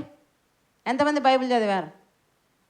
బైబిల్ చదివి ప్రార్థన చేసిన వారు 2, 4, 5 మంది, 6 మంది. ఇక్కడ ఎంతమంది ఉన్నారు? సుమారుగా 30 మంది, 40 మంది దాకా ఉంటారు. కానీ ఎంతమంది ఉన్నారు ఇక్కడ? 6 మందే. అంటే మనకు ప్రార్థన అన్నా నిర్లక్ష్యమే, బైబిల్ చదవడం అన్నా నిర్లక్ష్యమే. ప్రతి వేకువజామునే ప్రభువుని ఎదుర్కోవాలండి. దావీదు గారు రాత్రి ఏం చేశాడంట, ఉదయం ప్రభు సన్నిధిలో నేను ఏమి మాట్లాడాలని మాటలు సిద్ధపరచుకునేవాడంట. ఎలా ప్రభు సన్నిధిలో నేను మాట్లాడాలి అని రాత్రి ఆయన మాటలు సిద్ధపరచుకునేవాడంట. చక్కగా ప్రభు సన్నిధిలో, ఆయన సన్నిధిలో వేకువజామునే లేచి ఆయన గడిపేటువంటి వాడండి. కానీ మనం చూడండి, బైబిలే చదవడానికి బద్ధకస్తులుగా వ్యవహరిస్తున్నామేమో. ఈరోజు పరీక్షించుకుందాం. బైబిల్ అంటే నిర్లక్ష్యం చేస్తున్నారు. జాగ్రత్త. బైబిల్ని పక్కన పెట్టేవాడు పరలోకాన్ని పక్కన పెట్టేస్తున్నాడు. పరలోకానికి చేర్చడానికే నీకు ఈ బైబిల్ ఇచ్చింది దేవుడు. ఈ గ్రంథాన్ని ఎందుకు ఇచ్చాడు దేవుడు? ఈ గ్రంథంలోని మాటల్ని చదువుకొని జీవితాన్ని మార్చుకొని దాని ప్రకారంగా జీవిస్తే పరలోకానికి వెళ్తామని ఇచ్చాడు నీకు. ఊరిని ఇవ్వలేదు ఆయన. దాన్ని పరిశీలించు, పరిశోధించు, పరీక్షించు, దాని ప్రకారంగా నువ్వు జీవించు. అలా జీవించిన వారు ఎలా నాశనం అయిపోయారో కూడా రాస్తాడు ఆయన గ్రంథంలో. ఇవన్నీ నువ్వు చదువుకొని పాటించమని నీకు ఇస్తాను. నువ్వేం చేస్తున్నావు? చదవడమే కష్టమైపోయిందేమో. ఆయన అంటాడు, కాబట్టి మీరు ఇలాగూ ప్రార్థన చేయడి. ప్రార్థన చేయడని చెప్పడమే కాదండి, ఆయన చేసి చూపించాడు. మీకు చెప్పి నేను వెళ్ళిపోతే నేను కూడా వేషధారణ జీవితం కలిగినటువంటి వాడిని. నేను మీకు చెప్పానంటే మొదట నేను చేసి ఉండాలి. అందుకే గాంధీ తాత దగ్గరికి ఒక తల్లి తన కుమారుని తీసుకొని వచ్చిందంట. గాంధీ దగ్గరికి ఎవరు తీసుకొచ్చిందంటే ఒక తల్లి తన కుమారుని తీసుకొచ్చిందంట. ఏంటమ్మా నీ కుమారుని తీసుకొచ్చావంటే, అయ్యా నా కుమారుని కాస్త దండించయ్యా, కాస్త దండించంటే ఎందుకమ్మంటే నా కుమారుడు చాక్లెట్లు పొద్దుస్తమానం తింటూనే ఉన్నాడు. అది పెద్ద పాపం ఏం కాదు కదా, చాక్లెట్ తినేమని తప్ప. తల్లి ఎన్ని మార్లు దండించినా కూడా మానలేదంట కుమారుడు. చాక్లెట్ తింటున్నాడు, నువ్వన్న పెద్ద ఆయన కదా దండిస్తే నా కొడుకు ఏమైనా మారుతాడేమంటే, అలాగమ్మా ఓ 2 రోజుల తర్వాత రమ్మానంట. చాక్లెట్లు మానే అని చెప్పడానికి ఏం చేయాలంట, 2 రోజుల తర్వాత రమ్మానంట. వెంటనే చెప్పొచ్చు, మనమైతే ఇంకా అన్ని 10 మాటలు అని చెప్పేస్తాం. ఒరే అట్లుండకూడదు, ఇట్లుండ అట్లా ఇక్కడ ఆల్రెడీ మనం చేస్తుంటాం తప్పులని. కానీ ఎదుటి వారికి నీతులు చెప్పాలంటే పర్ఫెక్ట్గా మనం ఉంటాం. కానీ ఆయన చేసేంట 2 రోజుల తర్వాత రమ్మన్నాడు. సరేలే, ఆయన అంత గొప్ప పెద్ద వ్యక్తి చెప్పాడు. కానీ ఆ తల్లి ఏం చేస్తాడు, తన కుమారుని ఇంటికి తీసుకొని పోయి తిరిగి 2 రోజుల తర్వాత వచ్చాడంట. తన కుమారుని తీసుకొని వచ్చింది. అప్పుడు నాయన నువ్వు చాక్లెట్ తినకూడదు, మంచిది కాదు, నీ ఆరోగ్యానికి హాని అని ఆ మాట చెప్పాడు. అంత ఇంకేం చెప్పలేదు. ఆమెకు డౌట్ వచ్చింది, కాదయ్యా ఈ మాట చెప్పడానికి మళ్ళీ 2 రోజులు ఆగాల. తల్లి అడిగింది, ఈ మాట చెప్పడానికి 2 రోజులు అంటే ఆయన అన్నాడమ్మా, చాక్లెట్ తినే అలవాటు ఆ బిడ్డకి కాదు నాకు కూడా ఉంది. ఇప్పుడు నేను ఆ బిడ్డకు బుద్ధి చెప్పాలంటే ఏం చేయాలి, నేను మానాలి. కనుక నేను అలవాటు మానేసుకుంటే వానికి నీతి చెప్పగలను, బుద్ధి చెప్పగలను. ఆ అలవాటు నేను చేస్తూ వానికి బుద్ధి చెప్తే వాడు వింటాడా? ముందు నీ చూసుకోక నాకేం చెప్తా అంటారు, అవునా కదా అని అనేసి ఆయన చెప్తున్నట్ట. ఆ అలవాటు నాకుందమ్మా, అది మానాలనే నీకు 2 రోజులు సమయం అడిగాను, నేను మానేశాను. ఇప్పుడు నీ బిడ్డకు బుద్ధి చెప్పినా వాడు అంగీకరిస్తాడు. మనం ఎలా ఉన్నాం ఈరోజు పరీక్షించుకుందాం. ప్రభు వాక్యం ద్వారా మనకి హెచ్చరిక చేస్తున్నాడు. మన జీవితాలన్నీ ఎరిగినట్టు వాడు ఏమంటాడు ఇక్కడ, కాబట్టి మీరు ఇలాగూ ప్రార్థన చేయడి. ప్రార్థన చేసే జీవితాలు బహు తక్కువగా ఉన్నాయి. ఇక్కడ బైబిలే చదవాలంటే ఇంకా ప్రార్థన చేస్తారో, ఉదయం లేవడమే చెంబు పట్టుకుంటారో, లేదా పొరక పట్టుకుంటారో, లేదా వంటింట్లోకి పోయి ఏం వండుకొని తిందామో ఏం తాగుదామని అంటారేమో. లేచిన పడక మీద కనీసం అలా మోకరించి ప్రార్థన చేసేవారు కూడా తక్కువే. చేసిన ఆత్రం స్తోత్రం ప్రార్థనలు ఎక్కువ చేస్తారు కదా. ప్రభా నాకు ఆత్రం, నీకు స్తోత్రం అయిపోయా, 2 పదాలు పలికేస్తారేమో, అది కూడా కష్టమేనేమో. అలాగ ఉండకండి. ప్రభు కోసం, ఆయన ప్రార్థన చేసుకోవడం కోసం, ఆయన బైబిల్ చదవడం కోసం ఏం చేయాలంట, సమయమును మీరు సద్వినియోగం చేసుకోవాలండి. ప్రతిసారి నేను మీకు ఇదే చెప్తాను. ఆయన ఏం చేస్తుంటే కాబట్టి మీరు ఇలాగో ప్రార్థన చేయండి అని చెబుతున్నా అంటే. అయితే ఆయన చెప్పాడంటే మనం చూసుకున్నట్లయితే మత్తయి సువార్త 26వ అధ్యాయంకి వచ్చినట్లు చూసుకుందాం. మత్తయి సువార్త 26వ అధ్యాయము 30వ వచనం. పేతురును 30వ వచనం. అంతటా వారు కీర్తన పాడి ఒలివల కొండకు వెళ్ళిరి. ఇక్కడ మనం గమనిస్తే 26వ అధ్యాయం 30వ వచనం. అంతటా వారు కీర్తన పాడి ఒలీవల కొండకు వెళ్ళారంటండి. ఎవరెవరు ఇక్కడ? ప్రభువారు, ఆయన శిష్యులు పాటలు కీర్తనలు పాడి ఎక్కడికి వెళ్ళిపోయారంట? ఒలీవల కొండకు వెళ్ళారు. ఎందుకు వెళ్ళారంటే 36వ వచనం మనం గమనించినట్టు చూడండి. అంతటా యేసు వారితో కూడా గెత్సెమనే అనబడిన చోటికి వచ్చి, నేను అక్కడికి వెళ్ళి ప్రార్థన చేసి వచ్చే వరకు మీరు ఇక్కడ కూర్చునండి శిష్యులతో చెప్పండి. ఇది ఏ సందర్భంలో జరిగింది? శిలువకు ముందు రోజు. అంటే ఇప్పుడు ఆయన శిలువ వేయబడుతున్నాడని తెలిసి ప్రార్థనకు వచ్చాడా? దానికోసం ఆయన సిద్ధపడుతున్నాడా? ఆయన అక్కడ చెప్పాడు కదా, ఇక్కడ ఒకటి ఆయన ప్రార్థన చేస్తున్నాడని మనం ఆలోచన చేసినట్లయితే లూకా సువార్త చూడండి, మనకు అనిపిస్తుంది ఓహో శిలువ త్యాగం ముందరుంది కనుక అందుకే ఆయన ప్రార్థనకు వచ్చాడండి. ఒలీవల కొండ కదా, గెత్సెమనే తోటలో, ఒలీవల కొండ పైన గెత్సెమనే తోట ఉంది, అక్కడ ప్రార్థనకు వచ్చాడని మనం అనుకుంటాం. కానీ ఆయన ఏం చేస్తున్నాడు చూడండి. లూకా సువార్త 21వ అధ్యాయము 37వ వచనం. ఆయన ప్రతిదినము పగటి యందు దేవాలయంలో బోధించుచు రాత్రి వేళ ఒలీవ కొండకు వెళ్ళొచ్చు కాలం గడుపుచుండెను. ఆయన ఎప్పుడెప్పుడు ప్రార్థన చేస్తుంట? ప్రతిదినము. శిలువకు ముందు రోజు మాత్రమే గెత్సెమనే తోటలకు వెళ్ళి ఆయన ప్రార్థన చేయలేదు. శిలువకు ముందు రోజు మాత్రమే ఒలీవ కొండకు వెళ్ళి ఆయన ప్రార్థన చేయలేదు. ప్రతిదినము ఆయన దినచర్య ఇది, ఆయన వాడుక. ప్రతి విశ్రాంతి మందిరానికి వెళ్ళడం వాడుక, ప్రతిదినము ప్రార్థన చేయడం వాడుక. ఈరోజు మీరు వాడుకగా చేసుకున్నారా లేదా? మీరు వాడుకగా అనేక పనులు చేసుకుంటారు. ప్రతిదినం టిఫిన్ చేసుకుంటారు, వంట చేసుకుంటారు, రాత్రికి భోజనం చేసుకుంటారు, ప్రతిదినం మీరు ఏదో బట్టలు వాష్ చేసుకుంటారు, సామాన్లు ఉతుకుంటారు, ఏవో మీ పనులని ప్రతిదినం చేసుకుంటారు. ప్రార్థన బైబిల్ అనగానే మాత్రం ఆదివారం చేసుకోవాల్సింది అనుకుంటారు. కానీ అలా కాదండి. ప్రతిదినం ప్రభువైన యేసుక్రీస్తు వారు ఏం చేస్తాడంట? ఆయన ప్రతిదినం పగటి యందు దేవాలయంలో బోధించుచున్నాడంట. రాత్రి కాలం ఏం చేస్తుంట? ఆయన ఒలీవ కొండకు వెళ్ళి కాలం గడుచుంటే ప్రతిదినం ఎలా ఉన్నట్టు ఆయన ప్రార్థన చేస్తాడు. ఇందాక చెప్పాను కదా, పగలంతా బోధించిందంతా రాత్రి ఒలీవ కొండకు ప్రార్థన. కానీ ఎక్కడ చేయాలనుకున్నాడు? మనుషుల మధ్య ప్రార్థన చేయడానికి అవుతుందా? డిస్టర్బెన్స్ కనుక ఏకాంతంగా ఉండే ప్లేస్కి వెళ్ళాలి. దేవునితో నేను మాట్లాడి నాకు ప్రశాంతత కావాలి, ఏకాంతమైన స్థలం కావాలనేసి ఆయన ఎక్కడ వెళ్ళేటువంటి వాడంట? ఒలీవ కొండకు వెళ్ళి గెత్సెమనే తోటలో ప్రశాంతంగా ప్రభు సన్నిధిలో, ప్రభా ఈరోజు నేను ఇన్ని పనులు చేశాను, ఇన్ని గ్రామాలకు వెళ్ళాను, ఇంత బోధించాను, వాళ్ళందరూ కూడా రక్షింపడినట్లు, వాళ్ళందరినీ ఆకర్షించి వాళ్ళందరి కొరకు నేను ప్రార్థన చేస్తున్నాను. ప్రతిదినం ఆయన ఏం చేసేటువంటి వాడంట? ప్రార్థన చేసేటువంటి వాడు. కాబట్టి మీరు ఇలాగ ప్రార్థన చేయని అంటాడు. ఎలాగ ప్రార్థన చేయాలి? ప్రతిదినము వాడుక చేసుకోవాలి ప్రార్థన. భోజనం చేసినప్పుడు కూడా ప్రార్థన చేసుకోండి. కొంతమంది ప్లేట్లో అన్నం పెట్టుకొని దబా దబా గబా గబా తినేస్తారు. కుక్కలు తిండికి ఆత్రపడినట్లుగా ప్రార్థన చేయరు. ప్రభా ఈ ఆహారం నాకు ఇచ్చావు, నీకు కృతజ్ఞతలైన అని కూడా అనరు. థ్యాంక్స్ కూడా ఆయనకు చెప్పరు. పెట్టామా తిన్నామా, మళ్ళీ ఎక్కడ ఉంటుందో ఏం కథనని, ఉంటుందో అయిపోతుందో దబదబ తినేస్తామని తినేవాళ్ళు ఎంతోమంది ఉన్నారు. అలా ఉండకూడదు. ఇంకా బైబిల్లో పని చేయకుండా ఆహారం తినకూడదని తెలుసా? పని చేసేవాడు ఆహారానికి పాత్రడు. పని చేయకుండా ఆహారం తినకూడదు. ఆహారం తినేటప్పుడు నువ్వు ఆలోచించాలి, ఈరోజు నేను ప్రభు కోసం ఏం పని చేస్తాను అంటే, మీ ఇంటి పనులు కాదు, ప్రభు కోసం నేను ఏం చేస్తాను పరీక్షించుకోవాలి. అలాగేమీ లేదు, మన పనులు అయిపోయా గబగబా తినేయడం అనుకుంటాం. కానీ ఇక్కడ చెప్తున్నాడు కాబట్టి మీరు ఇలాగేం చేయాలంట? ప్రార్థన చేయడం. ఇది ఎన్నో విషయం అండి. 3 విషయాలు మనకు నేర్పించాడు. ఇప్పుడు మొదటిది ఏం చేశాడు? క్షమించాడు కదా, శత్రుల కొరకు ప్రార్థించమన్నాడు, వారిని ప్రేమించమన్నాడు. రెండోది ఏంటంట? ఎవరిని కూడా మోహపు చూపుతో కూడా చూడకూడదు. ఒకవేళ అలాంటి స్త్రీలు కానీ అలా పురుషులు ఎవరైనా కనపడిన వారిని తల్లి తండ్రితో సమానంగా మనము భావించాలి. అంటే అంత వ్యక్తిత్వం మనం కనపరిచేవారు కానీ. మూడోది ఏం చెప్తాంట? కాబట్టి మీరు ఇలాగూ ప్రార్థన చేయుడి. ఇలాగ ప్రార్థన చేయడం అని చెప్తున్నాడు. ఎలాగంట? ప్రతి దినము ఉదయము సాయంకాలం ప్రార్థన, మధ్యాహ్నం కూడా ప్రార్థన. పేతురు, యోహాను, యాకోబులు ఎక్కడికి వెళ్ళేటువంటి వారంట? మధ్యాహ్నం 3 గంటల కాలమున శృంగారమున దేవాలయం వద్దకు ఎక్కి వెళ్ళొచ్చినటువంటి వారు. ప్రతిదినం అంట, ప్రతిదినం. వారానికి ఒకసారి ప్రార్థన రావడానికి మనకు సమయం కుదరడం లేదు. ఎన్నో పనులు. ఎంతోమంది యానివర్సరీ కూడా చాలామంది రాలేకపోయారండి.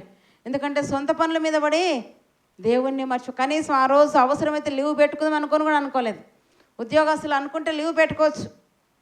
జాబ్కి ఆ రోజు ఒకరోజు లీవ్ పెడితే శాలరీ కట్ అయితే అయినా పర్వాలేదు, నా దేవుని కోసం శాలరీ అండి నాకు, అంత పోయినా పర్వాలేదు అనుకోవచ్చు. చాలామంది ఆ రోజు రాలేకపోయారు. అయినా దేవుడు తన పనిని ఎంత చక్కగా అంటే అసలు అందరూ ఆశ్చర్యపడే రీతిగా జరిపించండి. మన ఊహకు అందలేదు, మనం ఇంత చేయగలమా అనుకున్నాం, కానీ అంతకంటే ఎక్కువగా దేవుడు చేయించాడు. చాలా మటుకు మనం లేకుంటే పని కాదనుకుంటాం. నీవు నేను ఎవరు లేకపోయినా తన పనిని ఎలాగైనా ఆయన జరిపించుకుంటాడండి. తన పని కోసం అవసరమైతే దేవుడు ఏం చేస్తాడంట? కాకుల్నే వాడుకున్నాడు, కోడిని వాడుకున్నాడు, చేపను వాడుకున్నాడు. నువ్వు అవసరమా? చాలామంది నేను లేకుండా జరగదు అనుకుంటారు, కానీ నువ్వు లేకుండా నేను లేకున్నా ఆయన పని మాత్రం ఆగదు. అందరూ అంటారు, ఏమయ్యా వీళ్ళు ఇన్ని కేకలు వేస్తున్నారు, వీళ్ళందరూ మౌనంగా ఉండమని అన్నాడు. కానీ యేసుప్రభు అంటారు, వీళ్ళు మౌనంగా ఉంటే రాళ్ళు కేకలు వేస్తాయి అన్నాడండి. ఎవరు కేకలు వేస్తాయంట? రాళ్ళు కేకలు వేస్తాయంట. దేవుడు తలుచుకుంటే ఏదైనా చేయగలం. అందుకే మనం అందరం కూడా అక్కడ పని చేయగలంటే ఇందులో మన గొప్పతనం కాదు, కానీ దేవుడు మనల్ని పుష్ చేస్తాడంటే ప్రోత్సహించాడు. పోండి, వెళ్ళండి, చేయండి అని. ఆ మనస్సే మనకు లేకపోతే ఇవ్వగలమా? ఇవ్వలేం. కానీ దేవుడు అలాగా మనల్ని ప్రేరేపించాడు. చాలామంది రాలేకపోయారు, దరిద్రులు అనుకోవచ్చు మనం, అంతే, ఇంకేం అనలేం మనం. వాళ్ళు ఎంతో చక్కటి వాక్యాన్ని మిస్ అయిపోయారు. పోనీ విన్న బోధకులు ఎలా అన్నారంటే, ఏంటయ్యా ఆయన ఏమైనా వాక్యం చెప్పాడో, ఏదో 7 చెక్కోవాలంట. ఈ మాట అనేది విశ్వాసులు కాదండి, సేవకులే అన్నారు. ఏంటో 7 చెక్కుకోవాలంట. ఇంతకు బైబిల్ చదివావా ఎప్పుడైనా? చదివింటే నీకు తెలుస్తాండే. వేరే కాపర్లు అన్నారంట. అంటే వారికి ఏం అర్థం కాలేదు? వాక్యం అర్థం. కారణం ఏంటి? వారు కూడా బైబిల్ చదవలేదని అర్థం. ఎంత చక్కగా 7 విషయాలు బైబిల్లో చూపించి మనకు చెబితే అవి అర్థం కాలేదు, అలాగైనా వాక్యం చెప్పి మళ్ళీ పైగా వీళ్ళు డిస్కషన్స్ చెప్పకుండా కూడా ఇందాక మనం చూసే కదా, వీళ్ళు పాటించరు కానీ నీతులు మాత్రం బోళ్ళు చెప్తారు అని ఎంత ప్రయాసంతో మన కోసం వాక్యం తీసుకొని వచ్చాడు. ఎంత చక్కగా ఆయన బోధించాడు. అర్థమయ్యాయా? పాటిస్తున్నారా? పరిశుద్ధతను కలిగి ఉన్నారా? సమాధానం కలిగి ఉన్నారా? సాత్వికంగా ఉన్నారా? చెప్పాడు కదా 7 విషయాలు. ఆ రోజు మర్చిపోయారా?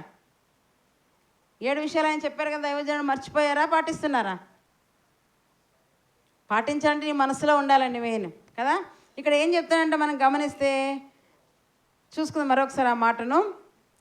ఆయన ప్రతిదినం ఏం చేసేటువంటి అంటే పగటి యందు దేవాలయంలో బోధించేటువంటి వాడు రాత్రి కాలంన ఒలీవ కొండకు వెళ్ళి ప్రార్థన చేసేవాడు. అంటే ఇష్టమైన వాళ్ళతో మాట్లాడేటప్పుడు మనకి ఏం కావాలనుకుంటాం? ప్రశాంతతను కోరుకుంటాం కదా. ఎవరైనా మనకి ఇష్టమైన వారు ఫోన్ చేస్తారనుకుందాం, కాసేపు ఎక్కడికి వెళ్తాం? అందరి మధ్య మాట్లాడతామా? మరి పైకి ఎక్కుతామా? డాబా పైకి ఎక్కుతామా? దూరంగా పోయి మాట్లాడడాము, డాబా పైకి ఎక్కి కారణం ఏంటంటే నీకు ఇష్టమైన వాళ్ళు ఫోన్ చేస్తారు, ఎవరైనా పక్కన డిస్టర్బ్ అవుతుంది కనుక వాళ్ళు దూరంగా వెళ్ళి మాట్లాడతారు. కానీ ప్రభువు కూడా తండ్రి అంటే తనకి ఎంతో ఇష్టం, ఆయనతో ఏకాంతంగా మాట్లాడాలని శిష్యులు కూడా అయ్యా మేము వస్తుంటే అవసరం లేదు, మీరు ఇక్కడే ఉండండి, నేను కాస్త ముందుకు వెళ్ళి ప్రార్థన చేసుకొని వస్తా కదా. శిష్యులనేమో ఇక్కడ పెట్టాడు, ఆయనేమో ఇంకా కాస్త పైకి వెళ్ళి ప్రార్థన చేస్తున్నాండి. ప్రతిదినం ఆయన ప్రార్థన చేసేవాడిగా కనపడుతున్నాడు. ఇక్కడ 4వదిగా మనం చూసుకున్నట్లయితే మత్తయి సువార్త 6వ అధ్యాయము 19వ వచనం. మత్తయి సువార్త 6వ అధ్యాయం 19వ వచనం. భూమి మీద మీ కొరకు ధనమును కూర్చుకోవద్దు. ఏం చెప్తున్నానండి ఈ మాట? భూమి మీద మీ కొరకు ఏం కూర్చుకోకూడదంట? ధనమును కూర్చుకోవద్దు. ఖండితంగా ఆజ్ఞాపించాడు దేవుడు. భూమి మీద మీ కొరకు ఏం కూర్చుకోవద్దంట? ధనమును కూర్చుకోవద్దని చెప్పిన ఆయన ఎలాగున్నాడు ఆలోచించాలి కదా. చెప్పాడు ఆయన అని చెప్పిన ఆయన ఎలాగున్నాడంట? ఒక శాస్త్రి ఆయన దగ్గరకు వచ్చాడంట. చూడండి, ఇది 8వ అధ్యాయం మనం చూసుకున్నట్లయితే 19వ వచనం, 8-19. అంతటా ఒక శాస్త్రి వచ్చి, బోధకుడా, నీవెక్కడికి వెళ్ళినను నీ వెంట వచ్చేదని ఆయనతో చెప్పాను. అందుకు యేసు నక్కలకు పొరియలను ఆకాశ పక్షులకు నివాస స్థలంలో కలవు, కానీ మనుష్య కుమారునికి తల వాల్చుకుంటకైనా స్థలము లేదని చెప్పాను. ఎవరండి? శాస్త్రి వచ్చాడండి. ఇంత కష్టపడి నీ ప్రయాసపడి వాక్యం బోధిస్తే నాకేమీ లేదు, ఈయన వెంట ఉంటే నాకేదో కదా కలుగుతుంది అనుకొని ఆయన దగ్గరికి వచ్చి, బోధకుడా, నువ్వు ఎక్కడికి వెళ్ళని అక్కడికే వస్తానన్నాడు. నువ్వు ఎక్కడుంటే నేను అక్కడ ఉంటా అన్నాడు శాస్త్రి. అప్పుడు వెంటనే ఆయన అంటున్నాడు కదా, ఆ నక్కలకు బొరియలను కలిగించింది ఎవరు? ఆయనే. ఆకాశ పక్షులకు గూళ్ళను సృష్టించింది ఎవరు? కలిగించింది ఎవరు? ఆయనే. సముద్రాన్ని కలిగించింది, భూమిని కలిగించి సమస్తం ఆయనే. కలిగించిన ఆయనకే ఈ భూమి మీద ఏం లేదంట, స్థలము లేదంటండి. స్థలము లేదు. అందుకే అంటాడు ఇక్కడ, ఏమంటాడంటే శాస్త్రి అంటాడు కదా, అంతటి ఒక శాస్త్రి వచ్చి, బోధకుడా నీవెక్కడికి వెళ్ళాను కూడా నీ వెంటనే వచ్చేదని అన్నాడండి. వెళ్ళాడం వల్ల ప్రభు ఆ మాట చెప్పగానే ఆగిపోయాడు. ఏదో నీ వెంట ఉంటే మాకు ఏవేవో కలుగుతుంది అనుకున్నా, కానీ ఏమీ లేదు, అయితే అవసరం లేదు, నేనే బాగున్నాను అనుకున్నాడు కదా. ఆయన ఏం చేస్తుంటే, అందుకు యేసు నక్కలకు బొరియలను ఆకాశ పక్షులకు నివాసంలో కలవు, కానీ మనుష్య కుమారునికి ఏం లేదంట, తలవాల్చుకున్నట్టుకైనాను స్థలము లేదండి. ఆయన డబ్బును కూర్చుకోలేదు.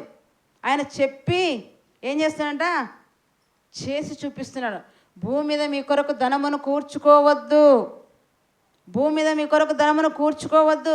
మరి ఎలా ప్రభు అంటే, మీకు అక్కరగానున్నవి మీ తండ్రికి ముందే తెలుసు అంట. మీకు అక్కరగానున్నవి మీకు ముందే తెలుసు. నీకు ఆహారం అవసరమని నువ్వు అడగకముందే భూమిలో పెట్టాడు, అవునా? నీకు వెలుగు అవసరమని ఆకాశంలో సూర్యుని పెట్టాడు. నీకు గాలి అవసరమని భూమి మీద గాలిని ఉంచాడు. నీకు నీరు అవసరమని సముద్రాలను సృష్టించాడు. ఇవన్నీ నువ్వు అడిగావా భూమి మీదకి వచ్చినాక? అడక్కముందే, నువ్వు రాకముందే నీకేది అవసరమో సమస్తాన్ని ఆయన నీ కోసం ఉంచాడండి. పైగా నువ్వేం చేస్తున్నావు? అవన్నీ కాదని నీవేం చేస్తావంట, ధనము కోసం పరిగెడుతున్నావేమో. అందుకే ప్రభు ఈరోజు చెప్తున్నాడు, అనేక ఉపమానాలు చెప్పాడంట. ఈ కొత్త నిబంధనలో 32 ఉపమానాలు ఉన్నాయి. ఎన్ని ఉన్నాయంట? 32 ఉపమానాలు ఉన్నాయి. సుమారుగా సగం ఉపమానాలు అంటే 16 ఉపమానాలు డబ్బు గురించి ఆయన చెప్పాడు. డబ్బు గురించే, ధనం గురించి ఆయన చెప్పాడు. ఒకని కలిమి విస్తరించుట వాని జీవమునకు మూలము కాదు. నువ్వు కలిమి విస్తరిస్తుంటే సంతోషపడుతున్నావేమో, ఇది నీ జీవానికి మూలము కాదు. ధనం నమ్ముకొని వాడు పాడైపోవును. ఎంతోమంది కదా. మరి ఇస్కరియోతు కూడా దేన్ని ఆశించి ప్రభువు నమ్మాడండి? ధనాన్ని ఆశించే. అలానే ఇస్కరియోతు దగ్గర, యూదా దగ్గర ఏముంది? డబ్బు లేదంటే డబ్బు సంచిని దేవుడు అతనికి ఇచ్చాడు. యోహాను సువార్త చూద్దాం అన్నమాట, 12వ అధ్యాయం. మరి ఈయన దగ్గర పెట్టుకోలేదు, ప్రభు దగ్గర. 12వ అధ్యాయం, యోహాను సువార్త 12వ అధ్యాయము 4వ వచనం.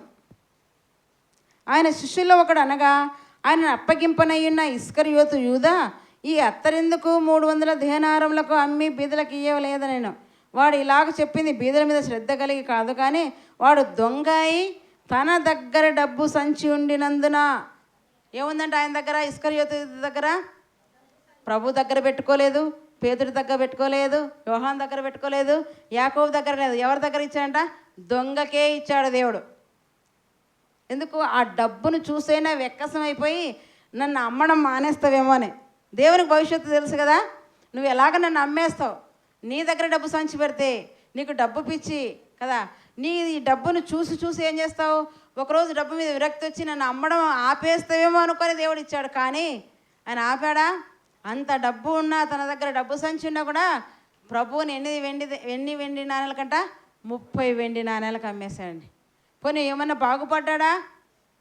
వెంటనే ఊరి పెట్టుకొని చచ్చిపోయాడు. ఎందుకు? ధనం అతన్ని కాపాడుతుంది కదా అనుకోండి. ఈనాడు అలాగే ఉంది కదా సమాజం. ధనం ఉంటే, డబ్బు ఉంటే అన్నీ ఉన్నట్లే అంట. ఏమున్నట్లే? డబ్బు ఉంటే మనశ్శాంతి ఉండదు, డబ్బు ఉంటే సమాధానం ఉండదు, డబ్బు ఉంటే ప్రేమ ఉండదు, డబ్బు ఉంటే. ఆలోచన చేసుకుని ఒకసారి చూడండి.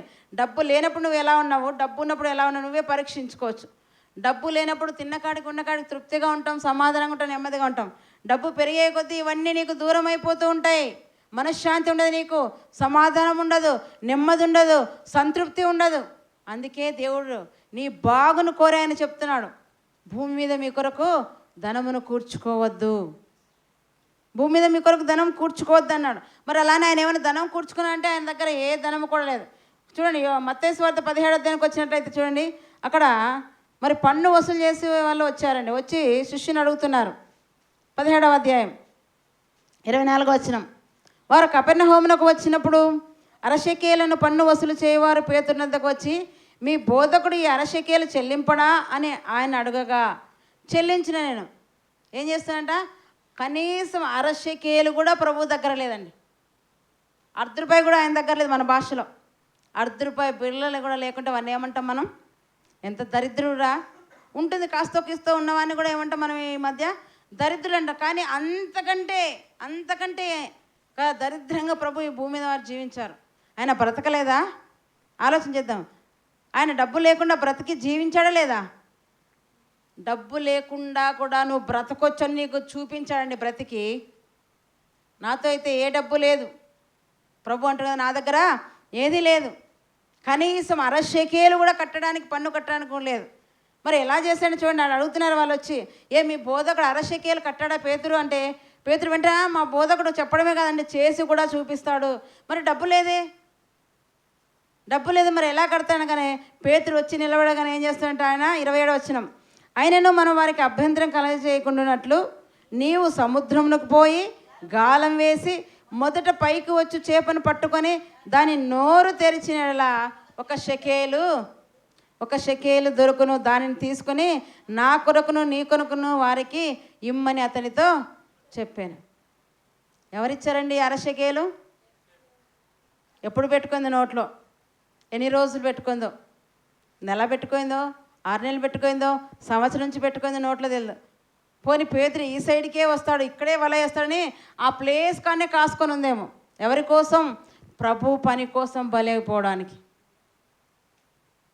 ఆ చేప చూడండి, ఆ ఒక షెకేలు నోట్లో ఉందంటే అదేమైనా తినగలదా? తింటే అది గొంతు కడ్డం పడి చచ్చిపోతుంది. కనుక ఏమి తినకుండా ఎన్ని రోజులు ఉపవాసం ఉందో ప్రభు కోసం, ఎన్ని రోజులు ఉందో మీరు ఒకసారి ఆలోచించండి. ఒక చేపే ఆయన కోసం బలి కావాలనుకుంటే నువ్వు బలి కావడానికి ఇష్టపడుతున్నావా ప్రభు కోసం? ప్రభు దగ్గర ఏమీ లేదండి, అరశకేలు కూడా లేకుండా నేను నా ప్రభు పని కోసం ఉపయోగపడాలని ఆ చేప ఏం చేస్తుంట, ఆ షకేలు ఎవరు వేస్తారో తెలియదు, మళ్ళీ వేస్తుంటారు కదా మన భక్తులు. ఎక్కువ నీళ్ళ దగ్గర పోతేనే ఎక్కడ లేని భక్తి అంతా వాళ్ళకి పొంగి వస్తుంది. అక్కడ ₹10 వేస్తేనే అబ్బా చల్ల కాపాడు వేసేది. మళ్ళీ 500 నోట్లు వేయరు, ఒక 1000 నోట్లు వేయరు, వేసేది రూపాయి బిల్ల, ₹10 బిల్ల నీళ్ళలోకి వేసి ఏం కావాలని కోరుకుంటారంట? మోక్షం కావాలని కొంతమంది కదా. కొంతమంది చల్లగా చూడని, కొంతమంది ₹10 హాస్పిటల్ పో, ₹1 డాక్టర్కి చూస్తాడేమో, అయ్యా నీకు రూపాయి ఇచ్చాను కదా మా ప్రాణాలు కాపాడంటే ఏం చేస్తాడు? ఇసిరేస్తాడు. ఈ నీళ్ళలోకి ఏమో రూపాయి వేసి ఈ ఏరు దాటేందుకు మమ్మల్ని చల్లగా చూడంటారు. ఇది కాదు భక్తి. ఒకప్పుడు చేసాం కాబట్టి చెప్తున్నాం, ఒకప్పుడు ఇవన్నీ మనం కూడా చేసి ఇక్కడికి వచ్చాం కాబట్టి తెలియని మూర్ఖత్వంలో చేసాం. తెలుసుకున్నాక ఇది కాదని మనము ప్రభు కోసం బ్రతికాం. అయితే ఆ షకేలు ఎవరు వేస్తారు? కానీ షకేలు ఏం చేస్తాడు? చేప నోట్లో పెట్టుకొని ప్రభు పని కొరకు, ప్రభు కొరకు నేను బలి కావాలని ప్రభు కోసం అలాగే ఎదురు చూస్తుందండి. అంటే ఆయనతో ఏం లేదు, చిల్లి గవ్వ కూడా ఆయన దగ్గర లేదు. అందుకే భూమి మీద మీ కొరకు ఏం కూర్చుకోకూడదంట? ధనమును కూర్చుకోదు. మరి ఎలా ప్రభు బ్రతికేదంటే, ఏ సమయం నీకు ఏది కావాలో అది నేను నీకు అనుగ్రహిస్తాను. నువ్వు ఈ సమయం నువ్వు ఏమైనా తెచ్చుకోవాలనుకున్నావా? ఎవరి ద్వారానే దేవుడు పంపిస్తాడంతే. నువ్వు విశ్వాసంతో ఎదురు చూడు, ప్రార్థన చేయి. ఎందుకు రాదు? నీలో విశ్వాసం లేదు, ప్రార్థన లేదు కనుక ఆయన నీకేమీ ఇవ్వడు. అవి లేక ఏం చేస్తాడు? నీ సొంతంగా నువ్వు కూర్చుకోవడానికి ఇష్టపడుతుంటావు కనుకనే ఏమి నీకు కలగదు. నువ్వు అదే దేవుని మీద ఆధారపడు. ఏలి ఆధారపడ్డాడా లేదా? 3.5 సంవత్సరాలు ఎలా పోషింపడ్డాడు? మొత్తం కరువే, కానీ దేవుని మీద నిరీక్షణ ఉంచాడు. దేవుడు ఏం చేశాడంటే కాకుల చేత ఆహారాన్ని పంపించాడండి. అలా దేవుని మీద ఆధారపడితే చూడండి గొప్ప ఆశ్చర్యకరాలైనా జరిపిస్తాడండి. మరి ఎలా అంటే అది అంతే, అది ఆశ్చర్యం, అది ఎవరు చెప్పలేము. అది అనుభవిస్తేనే దాని రుచి నీవు చూడగలవు. నువ్వు అనుభవించకపోతే ఏమి కూడా చేయలేవు. అందుకే ఇక్కడ మనం గమనిస్తే ఆయన ఏం చేస్తుంట, భూమి మీద ఏం కూర్చుకోకూడదంటే మీ కొరకు ధనము కూర్చుకోకూడదని చెప్తున్నాడు. మరి యూదా దగ్గర డబ్బు సంచి పెట్టుకున్నా కూడా యూదాకు ఆశ వచ్చిందా? చావలేదండి. ఆ డబ్బు కోసమే ప్రభు నమ్మి ఉరి పెట్టుకొని చచ్చిపోయాడు.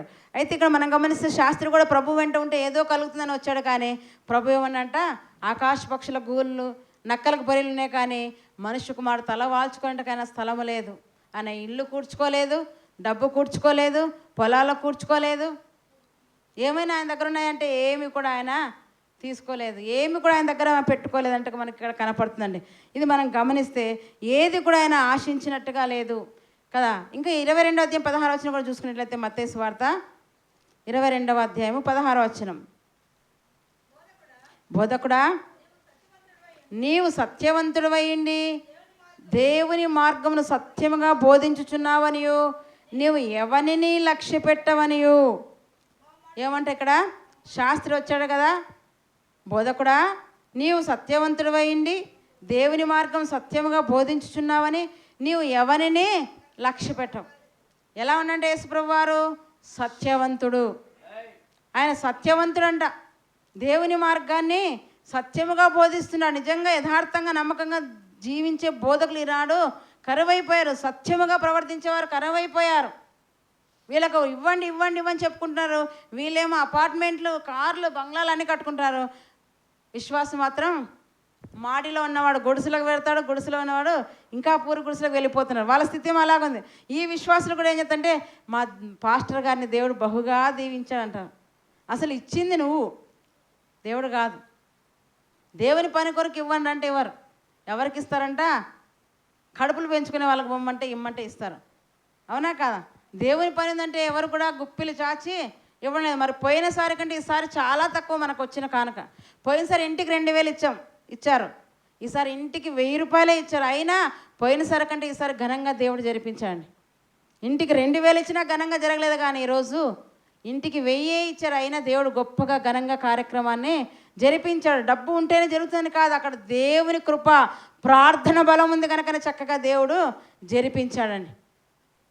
అది దేవునికి మహిమ కలుగుగాక. అయితే ఇక్కడ మనం చూసుకున్నట్టయితే ఈ శాస్త్రి వచ్చి ఏం చేస్తాడంట, నువ్వు సత్యవంతుడు అయింది దేవుని మార్గమును సత్యముగా బోధించున్నావు, నువ్వు ఎవరిని లక్ష్య పెట్టువాడు కాదు. నిజంగా డబ్బు నాశించేవాడు మనుషులు లక్ష్య పెడతాడు. ఈ వ్యక్తిని గట్టిగా మాట్లాడితే సంఘానికి రాడేమో కదా, ఈ వ్యక్తిని గట్టిగా మాట్లాడితే కానుక ఇవ్వడేమో, దశం భాగం ఇవ్వడేమో అని నేడు సమాజం ఉంది. అదే యథార్థంగా నమ్మకంగా ప్రవర్తించే వాళ్ళు చూడండి, వాళ్ళు వస్తే ఎంత రాకుంటే ఎంత, వాళ్ళ కానుక అయితే ఎంత లేకుంటే ఎంత, నాకు నా దేవుడు ఉన్నాడు, సర్వం ఆయన చక్కగా చేస్తాడని ధైర్యంగా ఉంటారండి. అందుకే యేసుప్రభు ఎలా ఉన్నంట, సత్యవంతుడైంది దేవుని మార్గం ఎలా బోధిస్తుందంట, సత్యముగా బోధిస్తున్న, కాంప్రమైజ్ కాలేదు. నువ్వు ఏం తప్పులు చేస్తున్నా చేసుకోమా, నాకు ఇవ్వాల్సింది ఇవ్వని అనలేదు. ఈయన తప్పు చేసిన వారిని ఖండితంగా ఖండించేస్తాడనమాట. అంటే వాక్యాన్ని ఏం చేస్తాడైనా పఠించి పాటించి బోధించినట్టుగా మనకు కనపడుతుందండి. ఇక 5వది మనం చూసుకున్నట్లయితే మత్తయి సువార్త 23:4 మోయ శక్యము కాని భారమైన బరువులు కట్టి మనుష్యుల భుజం మీద వారు పెట్టుదురే కానీ తమ వేలితోనైనా వారు ఏం చేయరంట, కదిలింపనొల్లరు. ఏం చేస్తారంట, ఇప్పుడు మోయ శక్యం కాని బరువులు ఎవరు మోపుతున్నారంట, శాస్త్రులు, పరిశీలన. మనం దేవుని కోసం ఇది చేయలే, అది చేయలే, అట్లా చేయాలి, ఇటు చేయాలి, ఇచ్చేయండి ఇచ్చేయండి ఇప్పించుకుంటారు. వీళ్ళు మాత్రం ఏది చేయరంటండి.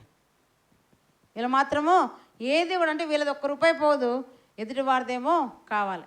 వాళ్ళ మీద బరువులు పెడుతున్నారు, వాళ్ళు దిగజారిపోతున్నారు, వీళ్ళేమో ఉన్నత స్థితికి ఎక్కిపోతారు. కారణం ఏంటి, మోయశక్యం కానీ బరువులన్నీ వారి మీద మోపారు. కనీసం వీరు ఏలితోనైనా కదపరంట.